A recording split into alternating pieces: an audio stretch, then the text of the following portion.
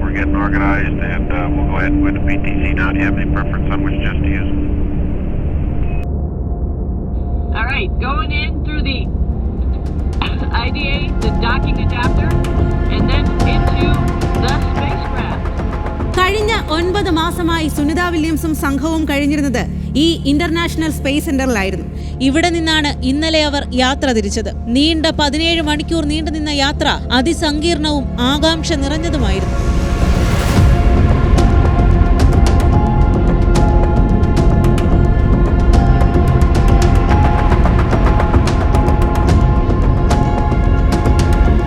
ഇന്ന് രാവിലെ 3:27 സുനിത വില്യംസിനെയും സംഘത്തിനെയും വഹിച്ചുകൊണ്ട് ഈ പേടകം ഭൂമിയിലേക്ക് പതിച്ചത് കാണാൻ ലോകമെമ്പാടുമുള്ള ജനങ്ങൾ ആകാംക്ഷയോടെ കാത്തിരുന്നു. അതുകൊണ്ട് തന്നെ ഇന്ന് ഒരു ചരിത്ര ദിവസമാണ്.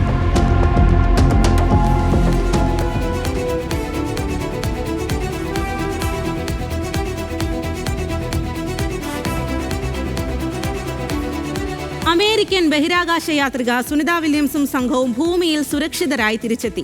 17 മണിക്കൂർ നീണ്ട് നിന്ന മടക്കയാത്ര ഇന്ത്യൻ സമയം പുലർച്ചെ 3:27 അവസാനിച്ചത്. യാത്രികർ 4 പേരും സുരക്ഷിതരെന്നും ഇനി വിശ്രമത്തിന്റെ നാളുകളെന്നും നാസ അറിയിച്ചു. അന്താരാഷ്ട്ര സ്പേസ് സ്റ്റേഷനിൽ നിന്ന് 4 അംഗ സംഘത്തെ ഡ്രാഗൺ സ്പേസ് ക്രാഫ്റ്റാണ് വിജയകരമായി ഭൂമിയിൽ എത്തിച്ചത്. ആ അഭിമാന മുഹൂർത്തം നമുക്ക് ആദ്യം ഒന്ന് കാണാം. And they continue to ensure that the Dragon... We have visual on 4 healthy mains. And splashdown. Crew 9 back on Earth.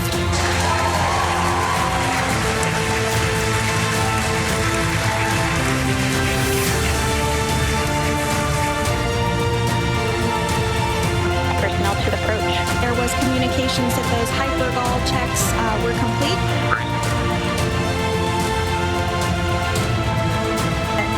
Welcome aboard the recovery vessel.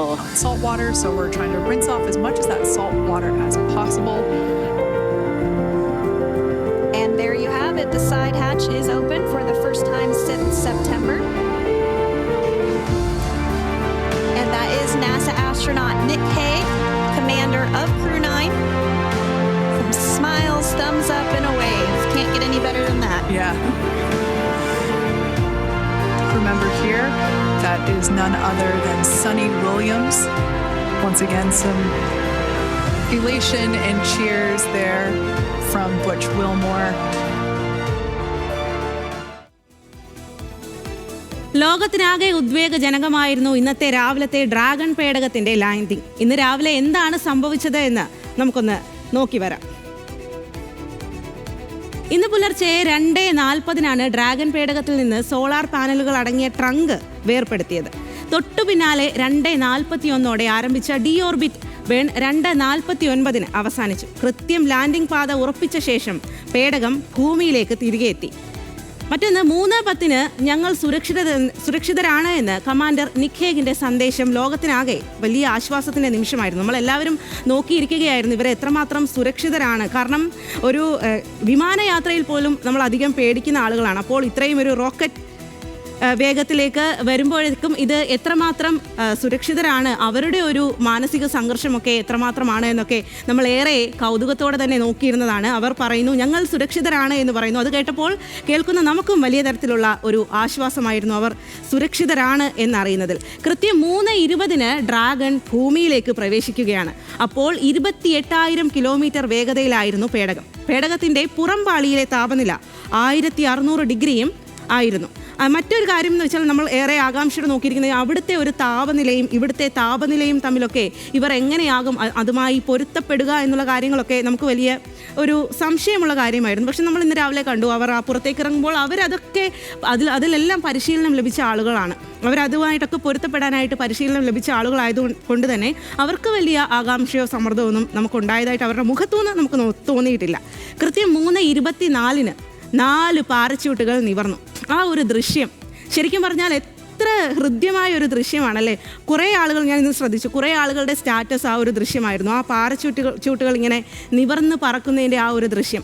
വേഗത പരമാവധി നിയന്ത്രിക്കാനാണ് ഈ ഒരു പാരച്യൂട്ടുകൾ അതിൽ ഘടിപ്പിച്ചിട്ടുണ്ടായിരുന്നത്. ഇവിടുന്ന് അങ്ങോട്ട് പോകും മുൻപ് തന്നെ ഈ പാരച്യൂട്ടുകൾ ഈ പേടകത്തിൽ ഘടിപ്പിച്ചിട്ടാണ് പോയത്. തിരികെ എത്തുമ്പോൾ അത് സുരക്ഷിതമായി ലാൻഡ് ചെയ്യാൻ വേണ്ടിയിട്ട്. ഇക്കാര്യങ്ങളൊക്കെ നേരത്തെ തന്നെ നാസ കൃത്യമായി പറഞ്ഞിരുന്നു. എങ്ങനെയാകും ഈ ഒരു ലാൻഡിംഗ് സംഭവിക്കുക, അതിൽ എപ്പോഴാണ് ഈ പാരച്യൂട്ടുകൾ നിവരുക എന്നുള്ള കാര്യമൊക്കെ കൃത്യം സമയമടക്കം വ്യക്തമാക്കിക്കൊണ്ട് നാസ പറഞ്ഞിരുന്നു. അത് അതേപോലെ തന്നെ സംഭവിച്ചു എന്നുള്ളതാണ്. ആ ഒരു ശാസ്ത്രം എത്രമാത്രം ശക്തമാണ് എന്നുള്ളതിന് തെളിവാണ് ഇന്ന് അത് സംഭവിച്ചത്.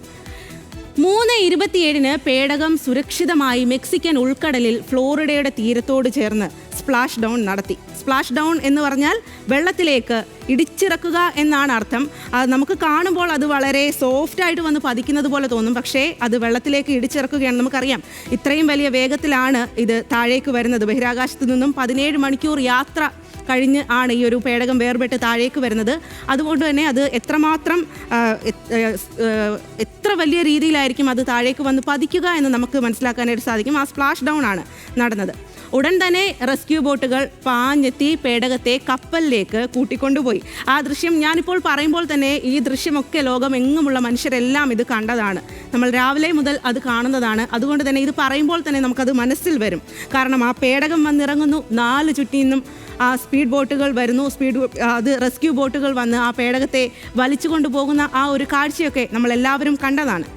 സ്പേസ് എക്സിൻ്റെ MV മിഗൻ എന്ന കപ്പലിൽ കയറ്റിയ പേടകത്തിൻ്റെ പതിവ് പരിശോധന നടപടികളാണ് പിന്നീട് നടത്തിയത്. ഈ പേടകത്തിൻ്റെ പതിവ് പരിശോധന നടപടികൾ എല്ലാം പൂർത്തിയാക്കി ആളുകളെല്ലാം വന്നു. പേടകത്തിന് മറ്റു കേടുപാടുകളൊന്നുമില്ല എന്ന് കണ്ടെത്തി. അതിനുശേഷമാണ് പിന്നീടുള്ള നടപടികൾ ആരംഭിച്ചത്. തുടർന്ന് 4:18 ആദ്യം പുറത്തേക്ക് വന്നത് നിക് ഹേഗാണ്. നിക് ഹേഗ് പുറത്തേക്ക് വന്നപ്പോൾ നമ്മൾ ആ കാഴ്ച കണ്ടതാണ്. അദ്ദേഹം വളരെയധികം സന്തോഷവാനായിട്ടാണ് പുറത്തേക്ക് വന്നത്. ഒപ്പം നമ്മളെല്ലാവരും വളരെയധികം ആർത്ത് കൈയടിക്കുന്ന ഒരു സമയമായിരുന്നു. കാരണം ആദ്യമായിട്ട് അതിൽ നിന്നും ഒരു മനുഷ്യൻ, ആ 4 പേരിൽ ആദ്യത്തെ മനുഷ്യൻ പുറത്തേക്ക് വരികയാണ്. പിന്നീട് നമ്മളുടെ ആകാംക്ഷ കൂടി, മറ്റുള്ള ആളുകളും വരുന്നത് കാത്തിരിക്കുകയാണ്. 4:22 അലക്സാണ്ടർ ഗോർബുനോവും സുനിത വില്യംസും ഒടുവിൽ ബുച്ച് വിൽമോറും പുറത്തേക്ക് വരികയാണ്. അവർ ആ കസേരയിൽ ഇരുന്നിട്ടാണ് അവർ പുറത്തേക്ക് വരുന്നത്. അവരെ പുറത്തേക്ക് കൊണ്ടുവരുന്ന ആ കാഴ്ചയെല്ലാം നമ്മളെല്ലാവരും കണ്ടതാണ്. സ്റ്റാർ ലൈനർ പ്രതിസന്ധി കാരണം അന്താരാഷ്ട്ര ബഹിരാകാശ നിലയത്തിലെ ദൗത്യ കാലാവധി നീട്ടേണ്ടി വന്ന സുനിത വില്യംസും ബുച്ച് വിൽമോറും നീണ്ട 9 മാസത്തെ ദൗത്യം ആവേശകരമായി പൂർത്തിയാക്കിയാണ് ഭൂമിയിലേക്ക് തിരിച്ചെത്തിയത്. 8 ദിവസത്തേക്കാണ് അവർ ഇവിടെ നിന്നും അങ്ങോട്ടേക്ക് യാത്ര തിരിച്ചത്. അതിനുശേഷമാണ് ഒരു പ്രതിസന്ധി ഉണ്ടാവുകയും അവർ അവിടെ തന്നെ തങ്ങുകയും ചെയ്തത്. അപ്പോൾ നമ്മളെല്ലാം വിചാരിച്ചു, ഇവർ പേടിച്ച് കാണുമല്ലോ, ഇവർ അമ്പരന്ന് കാണുമല്ലോ. ഇപ്പോൾ നമ്മളൊരു സ്ഥലത്ത് കുടുങ്ങിക്കഴിഞ്ഞാൽ കുറച്ച് സമയം, ഒരു ലിഫ്റ്റിൽ കുടുങ്ങിയെന്നിരിക്കട്ടെ, കുറച്ച് സമയം എടുക്കും ഈ ലിഫ്റ്റ് നന്നാക്കാൻ എന്ന് പറഞ്ഞാൽ നമ്മൾ വേഗം അമ്പരക്കും. പക്ഷേ അവരവിടെ അമ്പരക്കുകയല്ല ചെയ്തത്. അവർ കൂടുതൽ പരീക്ഷണങ്ങൾ നടത്തി, കൂടുതൽ പഠനങ്ങൾ നടത്തിയാണ് ഭൂമിയിലേക്ക് തിരിച്ചെത്തിയത് എന്നുള്ളതാണ്. അവരെന്തെല്ലാം കാര്യങ്ങളാണ് അവിടെ ചെയ്തതെന്നൊക്കെ നമ്മൾ കണ്ടു. അവരവിടെ ചെടികൾ നടുന്ന പ്രക്രിയ വരെ ചെയ്തു എന്നുള്ളതാണ്. ഇനി അവരെന്തൊക്കെയാണ് അവിടുന്ന് പഠിച്ചത്, അവരവിടുന്ന് കൈവശപ്പെടുത്തിയ കാര്യങ്ങൾ എന്നൊക്കെയുള്ളത് ഇനി അവർ ഈ ഒരു അവരുടെ സാധാരണ ജീവിതത്തിലേക്ക് മടങ്ങിയെത്തിയ ശേഷം അവർ അത് ലോകത്തിന് വേണ്ടി തരും, ലോകത്തെ അത് പഠിപ്പിക്കും എന്നുള്ളതാണ് നമുക്ക് വിശ്വസിക്കുക, അല്ലെങ്കിൽ നമ്മൾ പ്രതീക്ഷിക്കുന്നത്. എന്തായാലും അവർ സുരക്ഷിതരായിട്ട് അവരെല്ലാവരും ഇപ്പോൾ തിരിച്ചെത്തിയിരിക്കുകയാണ്. എല്ലാവരും ഭൂമിയിൽ, കഴിഞ്ഞ ദിവസം വരെ ബഹിരാകാശത്ത് കഴിഞ്ഞിരുന്ന ആളുകൾ ഇപ്പോൾ ഇന്ന് ഭൂമിയിൽ തിരിച്ചെത്തിയിരിക്കുകയാണ്. സ്പേസ് എക്സിൻ്റെ ഉടമസ്ഥതയിലുള്ള ആണ് ഡ്രാഗൺ എന്ന സ്പേസ് ക്രാഫ്റ്റ്. നമുക്കറിയാം ഇലോൺ മസ്കിൻ്റെ ഉടമസ്ഥതയിലുള്ള സ്പേസ് ക്രാഫ്റ്റാണ് ഈ ഒരു ഡ്രാഗൺ എന്നുള്ള സ്പേസ് ക്രാഫ്റ്റ്. അതായത് ഇലോൺ മസ്കിൻ്റെ നിയന്ത്രണത്തിലാണ് ഡ്രാഗൺ. ട്രംപ് അധികാരമേറ്റ് കഴിഞ്ഞപ്പോൾ തന്നെ വലിയ പ്രതീക്ഷയായിരുന്നു എല്ലാവർക്കും. ഇവരെ തിരികെ എത്തിക്കാൻ ഇലോൺ മസ്ക് കുറച്ചും കൂടി കാര്യക്ഷമമായിട്ടുള്ള പ്രവർത്തനങ്ങൾ നടത്തും, ഇവർ ഉടൻ തന്നെ തിരികെ എത്തും എന്നുള്ളത്. അതുകൊണ്ട് തന്നെ ലോകം മുഴുവൻ ഇപ്പോൾ ഇലോൺ മസ്കിനാണ് നന്ദി പറയുന്നത്, ഇവരെ ഈ സുരക്ഷിതരായി തന്നെ തിരികെ ഭൂമിയിലേക്ക് എത്തിച്ചതുകൊണ്ട്. ഇനി അപ്പോൾ നമുക്ക് എന്താണ് ഈ സ്പേസ് എക്സ്, എന്താണ് ഈ ഡ്രാഗൺ എന്നൊക്കെയാകും കൂടുതലും ആളുകളുടെ ഒരു സംശയം അല്ലെങ്കിൽ ആകാംക്ഷ. അതിനെക്കുറിച്ചുള്ള കൂടുതൽ വിവരങ്ങൾ അറിയാൻ വേണ്ടിയിട്ടായിരിക്കും കൂടുതൽ ആളുകൾക്കും താല്പര്യം ഉണ്ടാകുക. അപ്പോൾ നമുക്ക് എന്താണ് ഈ ഡ്രാഗൺ എന്ന് നമുക്ക് ഒന്ന് നോക്കാം. 7 പേരെ വഹിക്കാൻ കഴിയുന്നതാണ് ഡ്രാഗൺ. അതിലിപ്പോൾ 4 പേരാണ് ഇങ്ങോട്ട് എത്തിയത്. 7 പേർക്ക് ആ ഡ്രാഗണിലിരുന്ന് തിരികെ ഭൂമിയിലേക്ക് മടങ്ങിയെത്താം എന്നുള്ളതാണ്. അങ്ങോട്ട് ആളുകൾ പോയി, അവിടെ ഇൻ്റർനാഷണൽ സ്പേസ് സ്റ്റേഷനിൽ പുതിയ ആളുകൾ അവിടെ ഇവർക്ക് പകരമായി എത്തി. അവരും ഇത്തരത്തിൽ ഒരു പേടകത്തിലാണ് അവിടേക്ക് എത്തിയത്. തിരികെ ഇപ്പോൾ 4 പേരാണ് ഇങ്ങോട്ട് എത്തുന്നത്. സ്പേസ് സ്റ്റേഷനിലേക്കുള്ള ആദ്യ സ്വകാര്യ പേടകമാണ് ഈ ഡ്രാഗൺ. ഇലോൺ മസ്കിൻ്റെ സ്വപ്ന സാക്ഷാത്കാരമായിരുന്നു ഡ്രാഗൺ. മസ്ക് നമുക്കറിയാം ഒരുപാട് പരീക്ഷണങ്ങളും ഒരുപാട് കാര്യങ്ങളും ഒക്കെ നടത്തുന്ന ഒരു മനുഷ്യനാണ്.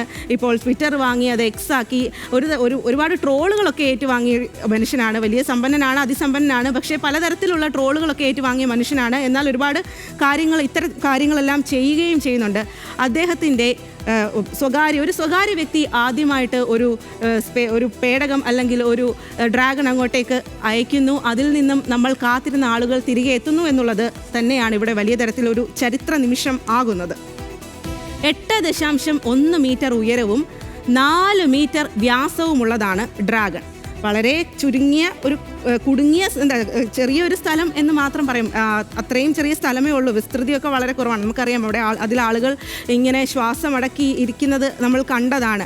അതിനു മുൻപ് തന്നെ സുനിത വില്യംസ് മുൻപ് ഇക്കാര്യത്തെക്കുറിച്ച് വ്യക്തമാക്കിയിട്ടുണ്ടായിരുന്നു. അതായത് ആ ഒരു ഹെൽമറ്റ് ഇങ്ങനെ തലയിൽ വെച്ചിട്ടാണ് വരുന്നത്. അതിനകത്ത് അവർക്ക് തലയനക്കാം, പക്ഷേ ആ ഹെൽമറ്റ് മുഴുവനായിട്ടും അങ്ങോട്ടും ഇങ്ങോട്ടും അനക്കാൻ പറ്റില്ല. അതിനുള്ളിൽ വെച്ച് അവർക്ക് തലയനക്കാം എന്ന് സുനിത വില്യംസ് നേരത്തെ തന്നെ കൃത്യമായിട്ട് എന്താണ് അവിടെ സംഭവിക്കുന്നത് എന്നുള്ള കാര്യമൊക്കെ സുനിത വില്യംസ് ലോകത്തെ അറിയിച്ചതാണ്. ആദ്യം ISSൽ പോയത് 2020 ഇൻ്റർനാഷണൽ സ്പേസ് സ്റ്റേഷനിൽ ഈ ഒരു ഡ്രാഗൺ ഇത്തരത്തിൽ അവിടെ ബഹിരാകാശ പര്യവേക്ഷണങ്ങൾക്കൊക്കെ ആയിട്ട് 2020 ഒരു ഈ സ്പേസ് ക്രാഫ്റ്റ് ഡ്രാഗൺ പോകുന്നത്. നാസയുമായി സഹകരിച്ചാണ് സ്പേസ് എക്സ് പരീക്ഷണം നടത്തുന്നത്. നാസയാണ് ഇതിന് കൂടുതലായിട്ട് മുൻകൈ എടുക്കുന്ന ഇത്തരം പരീക്ഷണങ്ങളൊക്കെ നടത്തുന്നതും എന്ന് നമുക്കറിയാം. അമേരിക്കയിലാണ് നാസയുടെ ആസ്ഥാനം എന്നും അറിയാം. അപ്പം നാസയുമായി സഹകരിച്ചാണ് ഈ ഒരു ഡ്രാഗൺ ഇവിടെ പരീക്ഷണം നടത്തുന്നത്. ISSലേക്ക് സാധനങ്ങൾ എത്തിക്കാനും ഡ്രാഗൺ ഉപയോഗിക്കാറുണ്ട്. അപ്പോൾ നമ്മൾ എപ്പോഴും വിചാരിക്കും അല്ലേ, അവിടെ ഇരിക്കുന്ന ആളുകൾക്ക് ചില സാധനങ്ങളൊക്കെ ലഭിക്കുന്നുണ്ട്. ഈ സ്പേസ് സ്റ്റേഷനിൽ ഇവർക്ക് എങ്ങനെയാണ് ഈ സാധനങ്ങളൊക്കെ ലഭിക്കുന്നത്? ഈ സുനിത വില്യംസും ബുച്ച് വിൽമോറും അടക്കം അവർ ഒരു ക്രിസ്മസ് സന്ദേശമൊക്കെ ലോകത്തിന് നൽകിയിരുന്നു. ആ സമയത്ത് അവരുടെ തലയിൽ ഒരു ക്രിസ്മസ് ക്യാപ്പൊക്കെ ഇരിക്കുന്നുണ്ടായിരുന്നു. അപ്പോൾ ആളുകൾ ഇതും കൊണ്ടാണോ പോയത്? 8 ദിവസത്തേക്ക് പോയ ആളുകൾ ക്രിസ്മസ് കഴിഞ്ഞേ വരുള്ളൂ എന്നവർക്ക് അറിയാമായിരുന്നു. ഇതൊക്കെ കൊണ്ടാണോ പോയത് എന്നുള്ള സംശയമൊക്കെ ഉന്നയിച്ചിരുന്നു. അവിടേക്ക് സാധനങ്ങൾ എത്തിക്കാനും ഡ്രാഗൺ ഉപയോഗിക്കാനായിട്ട് സാധിക്കുമെന്നുള്ളതാണ് അതിൽ നിന്നും മനസ്സിലാക്കാനായിട്ട് സാധിക്കുന്നത്. 6 പാരച്യൂട്ടുകൾ ഡ്രാഗൺ പേടകത്തിലുണ്ട്. യാത്രികരെ താഴെ ഇറക്കാൻ 4 പാരച്യൂട്ടുകൾ ഉയർത്തിയാണ് വേഗത കുറയ്ക്കുക. അത് നമ്മളിന്ന് നേരിട്ട് അല്ലെങ്കിൽ നമ്മൾ TV സ്ക്രീനിലൂടെ വ്യക്തമായും കൃത്യമായും കണ്ടതാണ്. ആ പാരച്യൂട്ടിൻ്റെ ഉപയോഗം കൃത്യമായിട്ട് ആ കടലിലേക്ക് പതിക്കുന്നതിന് തൊട്ട് മുൻപ് തന്നെ ആ പാരച്യൂട്ടുകൾ പൊങ്ങുകയും ഇങ്ങനെ കുതിച്ചു വരുന്ന റോക്കറ്റിൻ്റെ വേഗത കുറയുകയും അത് കൃത്യമായി കടലിൽ പതിക്കുകയും ചെയ്തത് നേരിട്ട് നമ്മൾ കണ്ടതാണ്. അതുകൊണ്ട് ആ പാരച്യൂട്ടിൻ്റെ ഉപയോഗം എന്താണെന്ന് കൃത്യമായിട്ട് നമുക്ക് അറിയാനും സാധിക്കും. 45 തവണ ISS സന്ദർശനം നടത്തിയിട്ടുണ്ട് ഈ ഒരു ഡ്രാഗൺ എന്നുള്ളതാണ്. 45 തവണ അങ്ങോട്ടേക്ക് പോയതാണ് ഡ്രാഗൺ. ഇപ്പോഴാണ് ആളുകളെയും കൊണ്ട് ഇങ്ങോട്ട് വരുന്നത്, നമ്മുടെ സുനിത വില്യംസിനെയൊക്കെ കൊണ്ട് വരുന്നത്. അതിനു മുമ്പ് 45 തവണ സ്പേസ് സ്റ്റേഷനിലേക്ക് ഡ്രാഗൺ പോയി അവിടെ സന്ദർശനമെല്ലാം നടത്തിയിട്ടുണ്ട്. 16 ഡ്രോക്കോ ത്രസ്റ്റുകളാണ് ഡ്രാഗണിലുള്ളത്. ഇതിൻ്റെ ബലത്തിലാണ് ഡ്രാഗൺ കുതിച്ചു പായുന്നത്. 17 മണിക്കൂർ നീണ്ടു നിന്ന യാത്രയാണ് അവരിങ്ങോട്ട് വരാൻ. അപ്പോൾ അങ്ങോട്ടും അത്രയും സമയം വേണ്ടി വരും അവിടേക്ക് എത്തിച്ചേരാനായിട്ട്. ഇത് കുതിച്ചു തന്നെയാണ് പായുന്നത്. നമുക്കറിയാം എത്ര ദൂരത്തിലാണ് ബഹിരാകാശം അല്ലെങ്കിൽ സ്പേസ് ഒക്കെ ഉള്ളത് എന്ന്. അവിടേക്ക് ഭൂമിയിൽ നിന്നും എത്തണമെങ്കിൽ വളരെ വേഗത്തിൽ തന്നെ എത്തണം. അതുകൊണ്ട് അതിന് വേണ്ടത് 16 ഡ്രോക്കോ ത്രസ്റ്റുകളാണ് ഈ ഒരു ഡ്രാഗണിൽ ഉള്ളത്. ബഹിരാകാശ യാത്രികരായ സുനിത വില്യംസും ബുച്ച് വിൽമോറും സംഘവും ഭൂമിയിലേക്ക് മടങ്ങിയെത്തിയപ്പോൾ സ്വാഗതം ചെയ്തത് ഡോൾഫിനുകളാണ്. അതേറെ കൗതുകകരമായിട്ടുള്ള ഒരു കാര്യമാണ്. കാരണം കടലിലേക്കാണ് അവർ പതിച്ചത്. അപ്പോൾ മനുഷ്യരെത്തുന്നതിന് മുമ്പേ എന്തായാലും കടലിലുള്ള ജീവികളാകും പെട്ടെന്ന് ഇക്കാര്യം അറിയുക. അവർക്കാകും ആ സിഗ്നൽസ് ഒക്കെ കിട്ടുക. അപ്പോൾ കടലിൽ കൂടുതലായും കാണുന്നതാണ് ഡോൾഫിനുകൾ. അവരെ അപ്പോൾ ആദ്യം സ്വാഗതം ചെയ്തത്, മനുഷ്യരെക്കാളും മുൻപ് സ്വാഗതം ചെയ്തത് ഡോൾഫിനുകളാണ് എന്ന് ഉള്ളത് രസകരവും കൗതുകകരമായ ഒരു വസ്തുതയാണ്. സ്പേസ് എക്സിൻ്റെ ഡ്രാഗൺ ക്രൂ 9 പേടകം ഫ്ലോറിഡ തീരത്തിന് സമീപം അറ്റ്ലാന്റിക് സമുദ്രത്തിലെ ഗൾഫ് ഓഫ് അമേരിക്കയിൽ ഇറങ്ങിയപ്പോഴായിരുന്നു ഈ ഒരു കൗതുക കാഴ്ച. അവിടെയാണ് ഇറങ്ങിയത് എന്നെല്ലാം നമുക്കറിയാം. അപ്പോഴാണ് ഇവർ ഇറങ്ങിയപ്പോൾ ഈ ഡോൾഫിനുകൾ പൊങ്ങി കുതിക്കുന്ന ഒരു കാഴ്ച. അത് വളരെയധികം കൗതുകം നിറഞ്ഞ ഒരു കാഴ്ചയായിരുന്നു. ആ കാഴ്ച കാണാം.